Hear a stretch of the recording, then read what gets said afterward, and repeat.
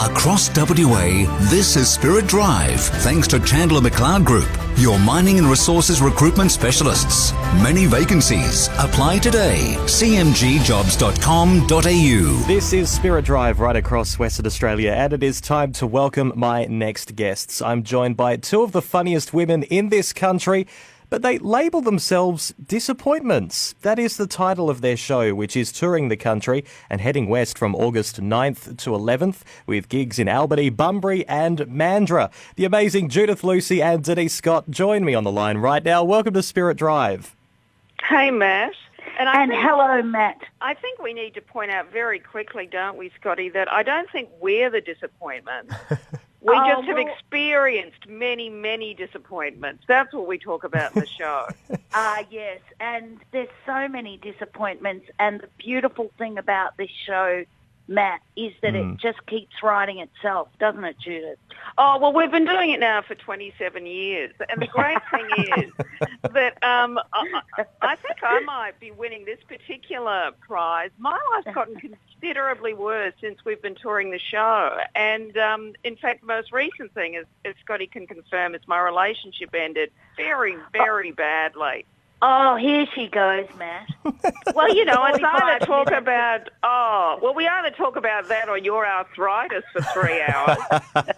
Yes, but happy news there is that my arthritis is getting worse and worse. So I'm virtually hobbling now. So that's been, the conversation just keeps rolling on. So come along and see us while Scotty is still even vaguely mobile.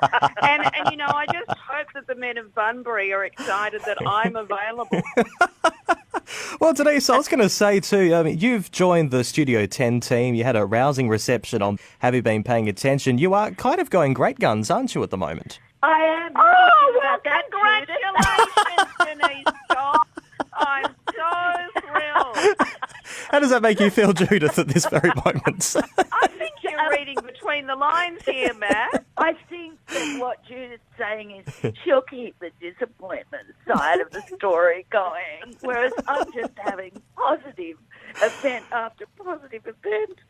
No, look, it is amazing to have work at our age, and that's a miracle. And in fact, Judith and I first wrote the show Disappointments because we didn't have any work, did we, Judith? No, we Are you didn't, still but there, I am going to say I'm a bit younger than you. I mean, can I at least, you know... We must make that clear, yes. Going from strength to strength. At least I've got a bit of youth still on my side. Can I at least say that?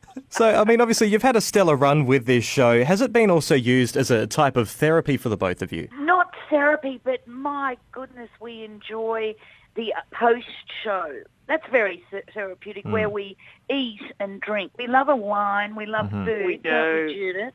We love conversations. I don't think it's ever therapeutic.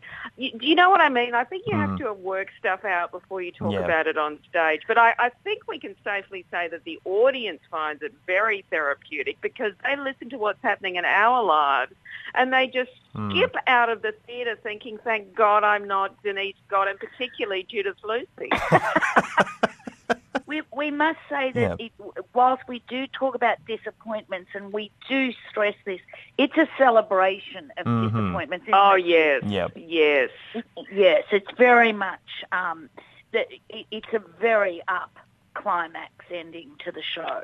Oh, yes. We encourage everyone to embrace their shattered dreams and there's just an extraordinary closer to the show. It involves costume, it involves...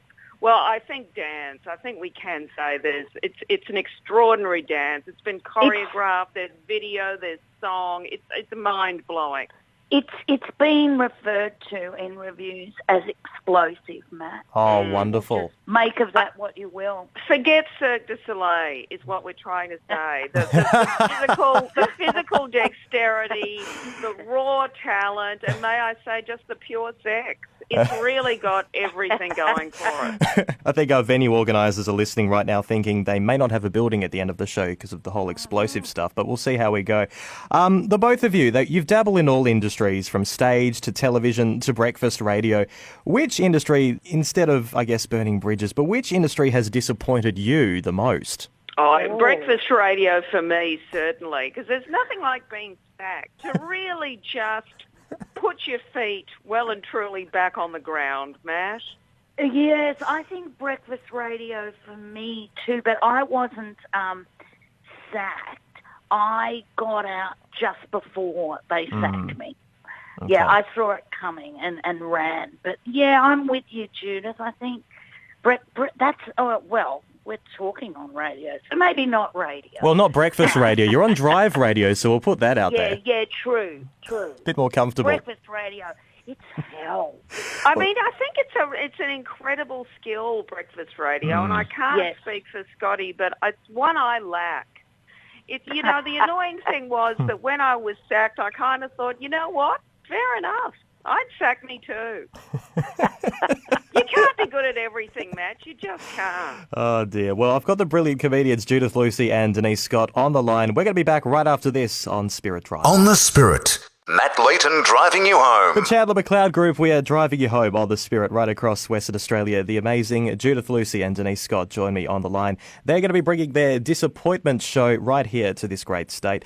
Now, the both of you, one particular TV network has copped some heat for launching a pilot week. The major criticism, the majority of formats are led by men. What were your first impressions when you heard about this? I just fell asleep, to be honest. I'm so tired of hearing about stuff like this, Matt, because, yes, it's been going on for a very long time, and I have to say, one of the many reasons I applaud my colleague Denise Scott getting on television, because, frankly, I'm 50 now, Matt, so the chances of me having my own television show are, it's more likely I'll have to buy some panty liners. And, just connect your own dots there. It's unlikely that I'm going to need panty liners. And as far as I'm concerned, the network in question, who is, of course, doing the pilot with featuring 8 or 10 men, whatever it is, are my current boss. So I'm going to say I think it's a fantastic decision on their part. Very diplomatic. They should have go. They should have more men, shouldn't they, Scott? Yes. And in fact, how I squeezed in there, I don't know. But I think it's very much a sign of the times, isn't it, when that becomes... Yep. Yeah, it is a tired old story now. They could have just put Judith's photo up, at least, as a pilot. I mean, I don't know whether you've got an idea. Of course, I did write a pilot, didn't I? You did? Oh. I did write a pilot, a sitcom. Well, I wrote a sitcom, and it got rejected. And that was a terrible, terrible blow.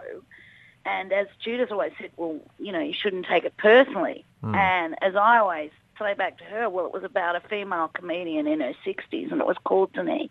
Yeah. Very hard not to take that rejection personally. They were completely insane. And, Matt, I also had a television show turned down, and it was a panel show about death. So I have no idea what people were thinking, because don't tell me there isn't something in there for everybody. We're all going to die, Matt. We're all going to die. That is very true. It's one of the certainties of life. I did hear the network in question maybe bringing back Pilot Week next year. Could that encourage you to give it a crack next year? Well, time is on the march. I don't know how long I've got left on the planet, Matt. And I don't know if I can handle much more rejection, both in my personal and professional life. So who knows? I think Scotty and I are just going to do a lot more cruise ships. That's not a bad idea. Well, we could with our dancing. Exactly. Differently. Forget the comedy. Judith and I just doing some dancing on cruise ships could be the way we continue our career. Now, Judith and Denise, I don't want this to go down a Dr. Phil path. It may travel that way depending on your answers, though. Tell us about your first comedy gigs. Well, in my case, it's just so forgettable. There was nothing. I did say I think at some point something funny, but most of the time it was ghastly and I just wanted to vomit. But I actually didn't I see you, Judith? I never know whether you did or whether you've just heard me talk about it so many times that you just think that you did. Because my gig was very similar. Judith. Well, I know. Well, But mine was just more mystifying than anything, Matt, because I really thought that the secret to comedy was just smoke and mirrors. I thought just keep moving and have a lot of props on stage. So I wrapped the audience in toilet paper. I made them fire water pistols at each other. And the most mystifying thing I did was I actually twirled a long-dried sausage that I'd gotten from, a fancy deli above my head because I was trying to recreate a documentary I'd seen about fundamentalist Christians dancing with rattlesnakes. Now, and do you know what? It didn't really translate. Well, that's just a massive surprise there. And I remember because, Matt, Yep. word was going around that there was this fabulous young woman from Perth performing. Mm-hmm. Well, I was as mystified as anyone by twirling a sausage. I thought, what's comedy come to? When you've got I don't know how word would have gotten around because that was my first ever gig. Yeah, stop spoiling the story, Judith, with little details that don't make sense. Just finally, what are you hoping the Western Australian audience will be taking out of this show in your final leg? I'm not really concerned. I hope we'll be taking a lot of money out of Western Australia. Now, I hope my Auntie Beb, Bunbury Beb, enjoys the show. Beb hasn't been to one of my shows for a while, so I'm hoping Auntie Beb and Uncle Ron have a great time at the show. Oh, that's so And you know wonderful. what? My Auntie Patty is coming to see the show on Bunbury. So, because of course I am a WA girl, Matt. Yes, we do know that. It's going to be a family feud. Speaking of disappointments there, that's not even on the air anymore. No, it isn't, but good for bringing it up. So, we're just hoping to give people a lot of joy, Matt. Wonderful. Well, it will be great to see you back in your home state, Judith, and WA also loves you, Denise. Disappointments starts its run August 9th at the Albany Entertainment Centre, August 10th at the Bunbury Regional Entertainment Centre, and August 11th the Mandurah Performing Arts Centre. You can grab your tickets right now at comedy.com.au or at the venues. It's been an absolute pleasure, the both of you. Thank you very much for joining us. Thanks a lot, Matt. Thank you, Matt. That is Judith Lucy and Denise Scott right here on Spirit Drive. We'll be back after this.